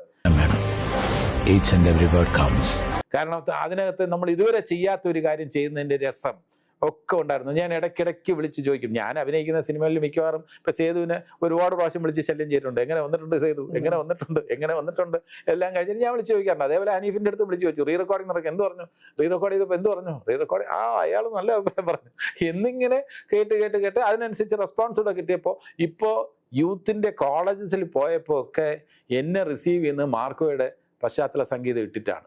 അവിടെ എനിക്ക് ചെറിയൊരു ടോണി ഐസ കാണോ ഞാൻ എന്ന് എനിക്ക് തോന്നുന്ന രീതിയിൽ എന്നുള്ള രീതിയിൽ ഞാൻ പോയിട്ട് പെട്ടെന്ന് ഞാൻ എന്നിൽ അധ്യാപകൻ ചില കാര്യങ്ങൾ എന്നെ ഓർമ്മിപ്പിക്കും. ഉടനെ തന്നെ ഞാൻ പറയും, നിങ്ങൾ മാർക്കോ കണ്ട് പ്രോത്സാഹിപ്പിച്ചത് ഓക്കെ, പക്ഷെ ഇതിലെ വയലൻസ് ഒരിക്കലും കോപ്പി ചെയ്യരുത്. ഇത് വയലൻസ് വാളെടുത്തവൻ വാളാൽ നശിക്കുന്നുള്ളതാണ് ഇതിൻ്റെ മെസ്സേജ്. അതുകൊണ്ട് ഒരിക്കലും അക്രമത്തിലേക്ക് തിരിയരുത്, റാഗിങ്ങിലൊന്നും അക്രമം പാടില്ല എന്ന് ഒരു 5 സെൻറ്റൻസ് എക്സ്ട്രാ പറഞ്ഞിട്ടാണ്. കാരണം നമ്മൾ ചെയ്യുമ്പം ഒരു സൊസൈറ്റി നമ്മളെ നോക്കി കാണുന്നുണ്ട്. സമൂഹത്തിൽ മാതൃകയാകേണ്ട നടൻ അധ്യാപകൻ എന്ന് പറയുന്നു, അയാളെ 10 പേരെ വെട്ടിക്കൊല്ലുന്നതാണ് അഭിനയിച്ചിരിക്കുന്നത്. വയലൻസ് എന്നൊക്കെ പറഞ്ഞ് നമ്മളെ കുറ്റപ്പെടുത്താൻ നേരത്ത് ഒരിക്കലും അങ്ങനെയൊന്നും നമ്മൾ കോപ്പി ചെയ്യേണ്ട ഒരു കാര്യമല്ല ഇതിലെ വയലൻസ്. ഇതിൽ നമ്മൾ ഉൾക്കൊള്ളുക, നമ്മുടേതായിട്ടുള്ള തീരുമാനം എടുക്കുക. ആഭ്യന്തര കുറ്റവാളി കണ്ടിട്ട് നമ്മൾ തന്നെ നമ്മളുടെ മനസ്സിലെ പാപക്കറ കഴുകി കളയുക. നമ്മുടെ മനസ്സിൽ ഒരു ആത്മപരിശോധന നടത്തുക. ആഭ്യന്തര കുറ്റവാളി കണ്ടിട്ട് ഭർത്താക്കന്മാർ അല്ലെങ്കിൽ ഭാര്യമാർ, ഞങ്ങൾ എത്രത്തോളം എൻ്റെ ഭർത്താവിനോട് ഞാൻ നീതി പുലർത്തുന്നുണ്ട്. ഭാര്യ ചിന്തിക്കണം, ഭർത്താവ് ചിന്തിക്കും, ഞാൻ എത്രത്തോളം ഭാര്യയോട് നീതി പുലർത്തുന്നുണ്ട്. ആ ചിന്തകൾ ഈ സിനിമ കണ്ടതിന് ശേഷം കൂടും. അതൊരു സമൂഹത്തിന് ചെറിയ തോതിലെങ്കിലും ഇൻഫ്ലുവൻസ് ചെയ്താൽ തന്നെ ഞങ്ങൾ ഹാപ്പിയാണ്. പിന്നെ മാർക്ക് കണ്ടിട്ട് ആസിഫ് വിളിച്ചിരുന്നു? മാർക്ക് കണ്ടിട്ട് ഞാൻ വിളിച്ചില്ല. ഞങ്ങൾ ഒരുമിച്ച് അഭിനയിച്ച പടങ്ങളെല്ലാം ഞാൻ ആദ്യം വിളിക്കുന്ന ജതീഷ്. കിഷ്കിന്ധകാണ്ഡമാണെങ്കിലും രേഖാചിത്രമാണെങ്കിലും ആദ്യം തന്നെ വിളിച്ചിട്ട് ഞാൻ അഭിപ്രായം പറയാം. കാരണം സിനിമ ഷൂട്ട് ചെയ്യുന്നതിന്റെ ഇടയിൽ ജതീഷിന്റെ ഇന്ന് സംസാരിക്കുമ്പോഴൊക്കെ ഈ സിനിമയെ പറ്റിയിട്ട് നമ്മൾ എപ്പോഴും സംസാരിക്കാറുണ്ട്, ഈ ക്യാരക്ടേഴ്സിനെ പറ്റിയിട്ടൊക്കെ. അപ്പൊ അതുകൊണ്ട് ആദ്യത്തെ ഫീഡ്ബാക്ക് പിന്നെ എല്ലാ സിനിമകളും ഫസ്റ്റ് ഡേ ഫസ്റ്റ് ഷോ കാണുന്ന ആളാണ് ജതീഷേട്ടൻ. അപ്പൊ ചേട്ടന് കിട്ടിയത് എന്താണെന്ന് അറിയാനുള്ള ഒരു ക്യൂരിയോസിറ്റിയും കൂടെ എനിക്ക് എപ്പോഴും ഉണ്ടാവും. ഈ ഒരു ക്യാരക്ടറെ സംസാരിക്കുന്ന പോലെയാണ് എനിക്ക് അന്ന് തോന്നിയത്. ആസിഫ് വിളിച്ച് സംസാരിച്ചപ്പോൾ ഒരു ഇമോഷൻസും തൊണ്ടയൊക്കെ ഒന്ന് ഇടറുന്നുണ്ടായിരുന്നു. അത് രേഖാചിത്രം കണ്ടിട്ടും വിളിച്ച് പറഞ്ഞു. ഭയങ്കര എക്സൈറ്റഡ് ആയി, ത്രിൽഡായി. കാരണം നമ്മുടെ എഫേർട്സ് അത് ശരിയായല്ലോ എന്നുള്ള ഒരു സന്തോഷം ഉണ്ടല്ലോ. വിജയം എന്ന് പറഞ്ഞാൽ പ്രേക്ഷകർ നമ്മുടെ അഭിനയം ഉൾപ്പെടെയുള്ള കാര്യങ്ങൾ അംഗീകരിച്ചതിൻ്റെ ഒരു സന്തോഷവും ത്രില്ലും അത് രേഖാചിത്രം കണ്ടിട്ടും എന്നെ വിളിച്ചപ്പോൾ എനിക്കും തോന്നി. ആസിഫിൻ്റെ കരിയറിലെ ഏറ്റവും മികച്ച കഥാപാത്രം ഈ പറഞ്ഞ സ്ലീവാച്ചനെയും മറന്നുകൊണ്ടല്ല ഈ പറയുന്നത്. പക്ഷേ ആളുകളിപ്പോൾ ചർച്ച ചെയ്യുമ്പോൾ ഇപ്പോൾ കിഷ്കിന്ധകാണ്ഡത്തിലെ ആയാലും ഇവൻ രേഖാചിത്രത്തിലായാലും ഒരു ആക്ടിങ്ങിലേക്ക് വരുമ്പോൾ ആ സെറ്റിൽഡ് ആയിട്ടുള്ള ചില വളരെ സൂക്ഷ്മമായ ഒരു അഭിനയ ചാതുര്യമുണ്ട്. അപ്പം ആൾക്കാർ ചോദിക്കുന്നുണ്ട് വേറെ എവിടെ സ്കൂളിൽ പോയി പഠിക്കുന്നുണ്ടോ എന്നൊക്കെ ചോദിക്കുന്നുണ്ട്. അങ്ങനെ എന്തെങ്കിലും സ്കൂളിൽ വല്ല രഹസ്യമായിട്ട് വല്ല ഇപ്പോൾ പഠിക്കുന്നുണ്ടോ? അത് എൻ്റെ കൂടെ വർക്ക് ചെയ്യുന്ന ടീം ആണ് സുരേഷേട്ടാ. അതിൻ്റെ എല്ലാ ക്രെഡിബിലിറ്റി അവർക്കുള്ളതാണ്. ഇപ്പം ഞാൻ ആ സ്ക്രിപ്റ്റിലുള്ള ആ ക്യാരക്ടറിലുള്ള കാര്യങ്ങളാണ് ആ ക്യാരക്ടറിനെ സ്പെഷ്യൽ ആക്കുന്നത്. അപ്പൊ അത് എന്നെ കൊണ്ട് ചെയ്യിപ്പിക്കുന്നതും അല്ലെങ്കിൽ ഞാൻ ചെയ്യുമ്പോൾ ചെറിയ കറക്ഷൻസ് തരുന്നതും ഒക്കെ അവരുടെ മിടുക്കാണ്. അപ്പൊ അതിന്റെ എല്ലാ ക്രെഡിറ്റ്സും കൊടുക്കേണ്ടത് അവർക്ക് തന്നെയാണ്.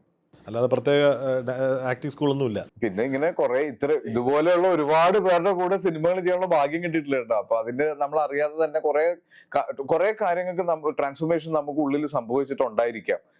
ഇപ്പൊ സ്ക്രിപ്റ്റ് സെലക്ഷൻ മുതലാണെങ്കിലും പെർഫോം ചെയ്യുന്നതിലും ഒക്കെ ഞാൻ കാണുന്നതും ഞാൻ ഇന്ററാക്ട് ചെയ്യുന്നതും ഒക്കെ ഇൻഡസ്ട്രിയിൽ ഏറ്റവും ലീഡിംഗ് ആയിട്ടുള്ള ആക്ടേഴ്സും ടെക്നീഷ്യൻസും ആയിട്ടാണ്. അപ്പൊ അറിയാതെ തന്നെ ഈ മുല്ലപ്പൂമ്പടി ഏറ്റുകിടക്കും പറയില്ലേ, അതുപോലുള്ള വ്യത്യാസങ്ങൾ എനിക്ക് ഉണ്ടാവുന്നുണ്ട്. തിരക്കഥയുടെ തെരഞ്ഞെടുപ്പ് എന്ന് പറഞ്ഞ് കരിയർ പരിശോധിച്ചാൽ ആസിഫിൻ്റെ കരിയറിൽ ഒന്നിലൊരു ഭയങ്കര സൂപ്പർ ഹിറ്റ് ആയിരിക്കും, അല്ലെങ്കിൽ കുറച്ച് പരാജയത്തിൻ്റെ രുചിയൊക്കെ അറിയുന്ന ഇടങ്ങളുണ്ട്. പക്ഷേ ഈ തിരക്കഥയെ സമീപിക്കുമ്പോഴത് തിരക്കഥയെ സമീപിക്കുന്നതിൻ്റെ കുഴപ്പമാണോ അതോ നമ്മൾ വിശ്വസിക്കുന്ന അധ്യാപകനെ ഡയറക്ടേഴ്സിൻ്റെ അവർ കൺസീവ് ചെയ്തതിൻ്റെ പ്രശ്നമായിട്ടാണോ തോന്നിയിട്ടുള്ളത്? ഒത്തിരി കാര്യങ്ങളുണ്ട്. ഒന്ന്, നമുക്ക് കിട്ടിയ എക്സൈറ്റ്മെന്റ് ചിലപ്പം അതിന്റെ ഒരു ഫിൽമിങ്ങിലേക്ക് വരുമ്പോൾ അതിൽ സംഭവിക്കാറില്ല. ചിലപ്പോൾ എനിക്ക് ക്യാരി ചെയ്യാൻ പറ്റാത്ത ക്യാരക്ടേഴ്സ് ആയിരിക്കും ഞാൻ എടുത്തു വെച്ചിട്ടുള്ളത്. അപ്പൊ അങ്ങനെ കുറെ കാര്യങ്ങൾ, ഒത്തിരി കാര്യങ്ങൾ ഒരുമിച്ച് വരുമ്പോഴാണ് സിനിമ നന്നാവുന്നത്. സിനിമ നന്നാവുമ്പോൾ എല്ലാം നന്നാവും എന്ന് പറയുമല്ലോ, എല്ലാ ഫാക്ടേഴ്സും നന്നാവും എന്ന് പറയുന്നതിന്റെ കൂടെ ഞാനും നന്നാവുന്നതാണ്. മോശമാവുമ്പോൾ അതിന് ഒരുപാട് കാരണങ്ങളുണ്ട്. ഇപ്പം നമ്മൾ ചെയ്യുന്ന ആ സിനിമ റിലീസാവുന്ന സമയം, ആ സബ്ജക്റ്റിന് ആ സമയത്തുള്ള ഇമ്പോർട്ടൻസും, അങ്ങനെ ഒത്തിരി കാര്യങ്ങളുണ്ട്. ചെയ്യേണ്ടെന്ന് തോന്നിയ ഏതെങ്കിലും പടം ഉണ്ടോ അങ്ങനെ വന്നതിൽ? ചെയ്തു തുടങ്ങിയപ്പോൾ തോന്നിയിട്ടുണ്ട് ചില സിനിമകൾ ചെയ്യണ്ടായിരുന്നു എന്ന്. പക്ഷെ എഗെയിൻ ഒരു മാജിക് ഉണ്ട്. ഞാൻ സിനിമയിൽ വിശ്വസിക്കുന്ന ഒരു മാജിക് ഉണ്ട്. നമുക്ക് ചെയ്യാൻ പറ്റുന്നതിന്റെ 100% നമ്മൾ ചെയ്ത് കഴിഞ്ഞിട്ട് പ്രേക്ഷകരിലേക്ക് എത്തുന്നതിന് മുന്നേ സിനിമയിൽ സംഭവിക്കുന്ന ഒരു മാജിക് ഉണ്ട്. ആ മാജിക് സംഭവിക്കുമ്പോൾ ചിലപ്പോൾ മോശമായിട്ട് നമുക്ക് ഒരു പ്രതീക്ഷ ഇല്ലാതിരുന്ന സിനിമകൾ വരെ ഫസ്റ്റ് ഡേ ട്രെമൻഡസ് ആയിട്ടുള്ള അഭിപ്രായങ്ങൾ വന്നിട്ടുണ്ട്. നമുക്ക് തന്നെ അത്ഭുതം തോന്നിയിട്ടുണ്ട്, ഇതിനെ പറ്റിയാണോ ഈ പറയുന്നതെന്ന്. അപ്പൊ അത് സംഭവിച്ചിട്ടുണ്ട്. നമ്മൾ ഫുൾ കോൺഫിഡൻസിൽ ചെയ്യുന്ന സിനിമകൾക്ക് ആ മാജിക്, അതായത് ഏറ്റവും നല്ല ഡയറക്ടർ, ഏറ്റവും നല്ല ആക്ടേഴ്സ്, ഏറ്റവും നല്ല പ്രൊഡക്ഷൻ, ഏറ്റവും നല്ല മാർക്കറ്റിംഗ്, ഇത്രയും ഒരുമിച്ച് വരുന്ന സിനിമ ഒന്നും അല്ലാതായി പോയിട്ടില്ലേ നമുക്ക്. അപ്പൊ ആ ഒരു എക്സ് ഫാക്ടർ ഉണ്ട്, അതിനെ നമുക്ക് ഐഡന്റിഫൈ ചെയ്യാൻ പറ്റിയിട്ടില്ല. ഇത് നല്ലൊരു നടൻ കൂടിയാണ്. എനിക്ക് പിന്നെ മറ്റേ തരുൺമൂർത്തിയുടെ പടത്തിലൊരു ചെറിയ വേഷം, മറ്റേ ഓപ്പറേഷൻ ജാവ. ഇപ്പൊ ഏതോ പടത്തിൽ സംവിധായകനായിട്ട് അഭിനയിച്ചല്ലോ, ആഭ്യന്തര കുറ്റവാളിയില്. അപ്പോൾ അങ്ങനെ ഈ സിനിമയിൽ അഭിനയിക്കുന്നുണ്ടോ? ഇല്ലില്ല. അയ്യോ, ഫാർമ കമ്പനിയിൽ MBA കാരനാണ്. MBA അല്ലേ? MBA കാരനായിരുന്നു. ഫാർമ ഇൻസ്റ്റിറ്റ്യൂട്ടിലൊരു മാനേജറായിട്ട് വർക്ക് ചെയ്തിരുന്നതാണ്. അങ്ങനെയാണ് സംവിധായകനാകണമെന്നൊരു മോഹം പെട്ടെന്ന്? അല്ല, അത് പെട്ടെന്നല്ല. ശരിക്കും പറഞ്ഞാൽ ഞാൻ എൻ്റെ ഒരു 20-21 വയസ്സിൽ എൻ്റെ വീട്ടിൽ ചോദിച്ച കാര്യമാണ്, സംവിധാനമാണ് ആഗ്രഹം എന്നുള്ളത്. വീട്ടിൽ ചോദിച്ചു? അപ്പം അമ്മ ടീച്ചറാണ്, അച്ഛൻ അഡ്വക്കേറ്റാണ്. അപ്പോൾ അങ്ങനെയുള്ളൊരു കുടുംബത്തിൽ ഉറപ്പായിട്ടും സിനിമ എന്ന് പറയുന്നത് ഞങ്ങളുടെ കുടുംബത്തിൽ ആരുമില്ല സിനിമയിൽ ആയിട്ട് ബന്ധമുള്ളത്. അപ്പോൾ അവർ എപ്പോഴും മകൻ്റെ ജീവിതം സേഫ് ആവണം എന്നുള്ള കാരണം MBA പഠിക്ക്, ജോലി വാങ്ങ് എന്ന് പറഞ്ഞു വിട്ടു. പക്ഷെ കുറച്ച് കാലം കഴിഞ്ഞപ്പോൾ എനിക്ക് തന്നെ തോന്നി ഇതല്ല മേഖല, തിരിച്ച് വരണം.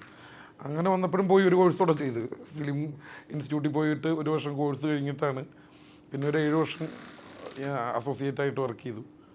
അതിൻ്റെ ഇടയിലാണ് ഈ കഥ ഉണ്ടായത്. നല്ല ടീമിൻ്റെ കൂടെ അപ്പോൾ ഇഷ്കിൻ്റെ അവിടെ ഉണ്ടായിരുന്നു, പിന്നെ എബിഡിൻ്റെ കൂടെ ഉണ്ടായിരുന്നു അല്ലേ? ആകെ ഒരു ഡയറക്ടറുടെ കൂടെയാണ് 2 പടം ചെയ്തിട്ടുള്ളൂ. ബാക്കി എല്ലാം ഓരോരോ ഡയറക്ടറുടെ കൂടെയായിരുന്നു. അപ്പോൾ അതിൻ്റെ ഒരു എക്സ്പീരിയൻസ് വേറെയാണ്. ആനന്ദ് ശ്രീബാല എന്ന് പോലെ അതിലൊരു ആൻ്റണി എന്നാണ് കഥാപാത്രത്തിൻ്റെ പേര്. അതുപോലെ തന്നെ നമ്മുടെ തങ്കമണി, അതിലും നല്ല ഗംഭീര ക്യാരക്ടറാണ്. പക്ഷേ ഈ പറഞ്ഞ പോലെ 1-ൽ കിട്ടിയ ഒരു സ്വീകരണം അതിന് കിട്ടിയില്ല. പക്ഷേ ആ പടങ്ങൾ അത്ര നന്നായിട്ട് പോകാത്തത് കൊണ്ട് സംഭവിച്ചാണോ അതൊക്കെ? അതിൽ വിഷമമുണ്ടോ? അത് വിഷമമില്ലാതില്ല. ഇപ്പോൾ പറഞ്ഞില്ല, നമ്മൾ ചില പടങ്ങൾ നമ്മൾ ഭയങ്കരമായിട്ട് പ്രതീക്ഷിക്കും, അത് തിയേറ്ററിൽ വരുമ്പോൾ അത് അങ്ങനെ പോവും. ചിലത് നമ്മൾ പ്രതീക്ഷിക്കാത്ത പടങ്ങൾ തിയേറ്ററിൽ ആസിഫ് പറഞ്ഞതുപോലെ സംഭവിച്ചു പോകുന്നതാണ്. വിഷമമുണ്ട് ഇല്ല, നമ്മളൊരു ചെയ്യുന്ന ഒരു വർക്ക് അത് ജനങ്ങൾ ഏറ്റെടുക്കുക എന്നുള്ളതാണ് നമ്മളെ ഏറ്റവും വലിയ സന്തോഷം എന്ന് പറഞ്ഞാൽ. അല്ല നമ്മുടെ ചെയ്യുന്ന ക്യാരക്ടർ ഇപ്പം മുഴുനീളം ക്യാരക്ടർ ഉണ്ടായിട്ടോ അല്ലെങ്കിൽ ഒരു ഒറ്റ സീനിൽ അല്ലെങ്കിൽ ഒറ്റ ഷോട്ടിൽ വന്നിട്ട് പോകുന്നതല്ല നമ്മൾ ആക്ടറിൻ്റെ കഴിവ്, അല്ല വലിയ ആക്ടർ ചെറിയ ആക്ടർ എന്ന് പറയുന്നത്. അത് ജനങ്ങളിലേക്ക് എത്തുമ്പോൾ ജനങ്ങൾ കാണുക, ആ തിയേറ്ററിൽ ആൾക്കാർ ഇടിച്ച് കയറുക, സിനിമ കാണുക, ആ സിനിമ ജനങ്ങളെല്ലാവരും കാണുമ്പോഴാണ് നമുക്ക് ഏറ്റവും വലിയ സന്തോഷം ഉണ്ടാകുന്നത്. അഭ്യന്തര കുറ്റവാളിയിൽ സേതു എന്ന സംവിധായകൻ്റെ ഒരു കോൺട്രിബ്യൂഷൻ. സേതു എന്ന കഥ എങ്ങനെയാണ്? സേതു ഞാൻ പറഞ്ഞില്ല, അപ്പം കുറേ 2-3 വർഷം മുമ്പ് കേട്ട കഥയാണ്. പക്ഷേ സേതു ലൊക്കേഷനിൽ എനിക്കത് സേതുവിന് ഒരിക്കലും ഒരു ഡയറക്ടറായിട്ട് ഫീൽ ചെയ്തിട്ടില്ല സത്യം. അവിടെ വെറുതെ ആക്ഷൻ പറയുന്ന ഒരു ആൾ. പിന്നെ നമ്മളെല്ലാം ഭയങ്കര സുഹൃത്ത് ബന്ധങ്ങൾ പോലെ ഒരു ഇതായിരുന്നു.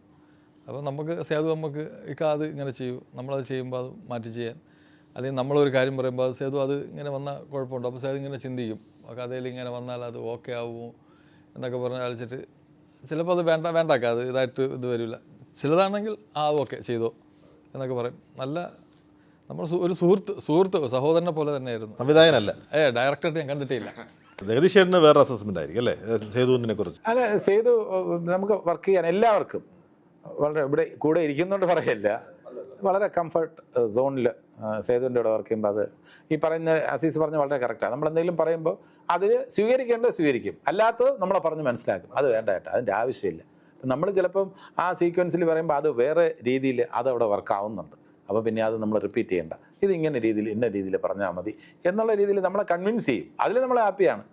നമ്മൾ ചില സെഷൻസ് ഇന്ന പോലെ എന്നാൽ സ്വീകരിക്കേണ്ട എല്ലാം സ്വീകരിച്ചിട്ടുമുണ്ട്, സ്വീകരിക്കേണ്ട എല്ലാം നന്നായിട്ട് സ്വീകരിച്ചിട്ടുണ്ട്. പിന്നെ മാത്രമല്ല കോംപ്ലിമെൻ്റ് എന്ന കൂട്ടത്തിലാണ്. ഞാൻ ഈ മോണിറ്റർ കാണാത്ത ഒരാളാണ്. അപ്പോൾ ഇതിനനുസരിച്ച് പിറ്റേ ദിവസം രാവിലെയാണ് ഞാൻ ചോദിക്കുന്നത്, മാക്സിമം ചോദിക്കുമ്പോൾ ഇന്നലത്തെ എങ്ങനെ ഉണ്ടായിരുന്നു, നന്നായിട്ടുണ്ട് കേട്ടോ, അല്ല നന്നായിട്ടുണ്ട് എന്ന് പറയുമ്പോൾ ഒരു കോൺഫിഡൻസ് നമുക്കും തോന്നില്ലേ. അത് അതിനകത്ത് കോംപ്ലിമെൻ്റ് ചെയ്യുന്ന കൂട്ടത്തിലാണ്. ഓരോന്നിലും കണ്ട് ഗംഭീരം ഗുഡ് എന്നൊന്നും വിളിച്ച് പറഞ്ഞില്ല എങ്കിൽ പോലും തനിക്ക് വേണ്ടത് കിട്ടി എന്ന് തൻ്റെ ആ ബോഡി ലാംഗ്വേജിലൂടെ നമ്മൾ അറിയിക്കുന്ന ഒരു സംവിധായകനാണ് സേതു. ഇതിലെ ഏറ്റവും പ്രധാനപ്പെട്ടൊരു ഇതായിരിക്കണം കോർട്ട് റൂം ഡ്രാമ. ഒരു പ്രധാനപ്പെട്ട സീക്വൻസ് തന്നെയാണ്, യാതൊരു സംശയമില്ല. ഇതിനകത്ത് അത് മാത്രമല്ല, ഇപ്പോൾ കോർട്ട് റൂം എന്ന് പറഞ്ഞിരുന്നാൽ കോർട്ട് റൂം ഡ്രാമ എന്ന് പറയുമ്പോൾ ഏറ്റവും കൂടുതൽ സൂക്ഷിക്കേണ്ടത് ഇൻട്രസ്റ്റിംഗ് ആയിട്ട് കൊണ്ടുപോകുക എന്നുള്ളതാണ്. കാരണം ഒരു കോടതി എങ്ങനെയായിരിക്കും, അവിടെ ജഡ്ജിൻ്റെ പൊസിഷൻ എല്ലാം പ്രേക്ഷകർക്ക് അറിയാവുന്നതാണ്. അവിടെ എങ്ങനെയാണ് പ്രേക്ഷകർ വേറെ സൈഡിലേക്ക് ഡീവിയേറ്റ് ചെയ്ത് പോകാതെ കണ്ടന്റ് ഉണ്ടെങ്കിൽ മാത്രമേ കോർട്ടുകളെ പിടിച്ച് നിർത്താൻ കഴിയൂ. സിനിമയിലെ കോർട്ടിന് ഇതിൽ കണ്ടന്റ് ഉണ്ട്. ഇതിൽ സഹദേവൻ പറയുന്നത് ഓരോ സെൻറ്റൻസും സൂക്ഷിച്ച് കേൾക്കേണ്ടി വരും, വളരെ ശ്രദ്ധയോടെ കേൾക്കേണ്ടി വരും. ശ്രദ്ധയോടെ കേട്ട് കഴിഞ്ഞിരുന്നാൽ അതിൻ്റേതായിട്ടുള്ള റിയാക്ഷൻസ് പ്രേക്ഷക മനസ്സുകളിലുണ്ടാകും. ആ റിയാക്ഷൻസ് ചിലപ്പോൾ ചിലർക്ക് സങ്കടമായിരിക്കും, ചിലർക്ക് ദുഃഖമായിരിക്കും, ചിലർക്ക് സഹതാപമായിരിക്കും, ചിലർക്ക് ദേഷ്യമായിരിക്കും, ചിലർക്ക് ഈ സൊസൈറ്റിയോട് തന്നെ ഉള്ളൊരു ദേഷ്യമാവും. അങ്ങനെ പല തരത്തിലുള്ള വികാരം സഹദേവൻ്റെ വാക്കുകളിലൂടെ പ്രേക്ഷക മനസ്സുകളിൽ. ഒരു ഹ്യൂമർ ഉണ്ടോ? ഹ്യൂമർ ഒരു ജോണറാണ് അതിനകത്ത്. ഹ്യൂമർ അത്യാവശ്യമുണ്ട്. ഈ ഫ്രണ്ട്സിൻ്റെ കാര്യങ്ങളിലൊക്കെ ഹ്യൂമർ ഉണ്ട്. ഇടയ്ക്കുള്ള സുഹൃത്തുക്കൾ സംസാരിക്കുന്ന ഇടയ്ക്കുണ്ടാവുന്ന ഹ്യൂമർ നർമ്മമുണ്ട്, നമ്മൾ പറയുന്നു സിറ്റുവേഷണൽ, അത്രേ ഉള്ളൂ സിറ്റുവേഷൻ. അല്ല, ശ്രീവാച്ചനെ ഇടയ്ക്കിടയ്ക്ക് ഞങ്ങൾക്ക് ഓർമ്മ വരുന്നുണ്ട് ഇതിൻ്റെ അവിടെയൊക്കെ. പക്ഷേ അത്രയും സ്വാധീനിച്ചുകൊണ്ടായിരിക്കും അല്ലേ ശ്രീവാച്ചനെ? അല്ല, ഞാൻ ഈ കഥ പറഞ്ഞപ്പോൾ എന്നോട് ആസിഫ് ബ്രോ ഏറ്റവും കൂടുതൽ പറഞ്ഞത്, എടാ ഇത് ഒരിക്കലും ഒരു ശ്രീവാച്ചനാവരുത്. അപ്പം ഞാൻ തന്നെ ഈ ശ്രീവാച്ചനാവാതിരിക്കാൻ വേണ്ടിയിട്ട് ശ്രീവാച്ചൻ്റെ പടം ഒരു 3 തവണ കണ്ടിട്ടുണ്ട്. അതായത് കണ്ട് ഒരിക്കലും ഈ ക്യാരക്ടർ വൈസ് ആണെങ്കിലും ആളുടെ പെർഫോമൻസ് വൈസ് ആണെങ്കിലും കഥ വൈസ് ആണെങ്കിലും ശ്രീവാച്ചൻ ആ സിനിമയായിട്ട് ഒരു ബന്ധം വരാതിരിക്കാൻ ഒരു വെല്ലുവിളിയായിരുന്നു അല്ലേ ആ ക്യാരക്ടർ ചെയ്യാൻ? ദാമ്പത്യ ജീവിതത്തിൽ ഒരുപാട് പ്രശ്നങ്ങളുണ്ട്. അതിലൊരു പ്രശ്നമായിരുന്നു സ്ലീവാച്ചൻ, മറ്റൊരു പ്രശ്നമാണ് അല്ല, സ്ലീവാച്ചൻ്റെ രീതിയിലുള്ള ഒരു പെർഫോമൻസ് അല്ല ഇതിനകത്ത്. ഞാൻ കണ്ടിടത്തോളം കോർട്ടിലൊക്കെ കണ്ട സ്ലീവാച്ചൻ്റെ ഒരു ഷെയ്ഡ്സും അതിനകത്തില്ല. Entirely different. സഹദേവൻ വേറെയാണ്, സഹദേവൻ്റെ പ്രശ്നങ്ങൾ വേറെയാണ്. ശ്രീവാചന ഒരു നിഗൂഢതയൊക്കെ കിടപ്പുണ്ട് അതിനകത്ത്. എന്തൊക്കെ ഇവ ആരാണ് എന്താണ്, പക്ഷെ ഇതങ്ങനെയൊന്നുമില്ല. ഇത് സാധാരണ നമ്മുടെ അതെ സ്ലീവാച്ചൻ എന്ന് പറയുന്ന വേറെ കാര്യമുണ്ട്. 10,000-ൽ ഒരാളായിരിക്കും സ്ലീവാച്ചൻ. സഹദേവൻ 10,000-ൽ ഒന്നല്ല. 10,000-ൽ 10,000 കാണും. 10,000 ഇല്ലെങ്കിലും കുറേ പേര് കാണും സഹദേവന്മാർ. അപ്പൊ കൂടുതൽ ആൾക്കാരുടെ കഥ പറയുന്ന ഈ പടമാണ്. പിന്നെ ഈ പുരുഷ സംഘടനയുടെ ഒക്കെ നേതാവാക്കാനായിട്ട് അങ്ങനെ അല്ല, ഞാൻ പറഞ്ഞില്ല സ്ത്രീകളൊന്നും നമ്മളൊരിക്കലും സ്ത്രീകളോടുള്ള ബഹുമാനം നമ്മൾ കുറയ്ക്കാൻ പാടില്ല. ഈ സിനിമ കണ്ടതിന് ശേഷം സ്ത്രീകളോടുള്ള ബഹുമാനം കുറയൊന്നുമില്ല. പക്ഷേ സ്ത്രീത്വം എന്ന് പറഞ്ഞ് അനാവശ്യമായിട്ട് പ്രിവിലേജസ് എൻജോയ് ചെയ്യുന്നവരോട് നമുക്ക് ദേഷ്യം തോന്നും. അതെ. അപ്പോൾ എന്തായാലും ഒരു വലിയ മെസ്സേജാണ് ഈ സിനിമ തരാൻ പോകുന്നതെന്നുള്ളത് ഞങ്ങൾക്ക് കാണാം. റിലീസ് അത് ഏപ്രിൽ മാസം, ഡേറ്റ് ഫിക്സ് ചെയ്യില്ല. അപ്പം ഒരു വലിയ വിജയമായിട്ട് മാറട്ടെ, അതായത് ഒരു ഹാട്രിക് അടിക്കട്ടെ എന്ന് മാത്രം പ്രാർത്ഥിക്കുന്നു. അതായത് കിഷ്കിന്ധാകാന്ഡത്തിനും രേഖാചിത്രത്തിനും പുറകെ ആഭ്യന്തര കുറ്റവാളിയും ഒരു വലിയ ചിത്രമായി മാറട്ടെ എന്ന് മാത്രം പ്രാർത്ഥിക്കുന്നു. Thank you so much.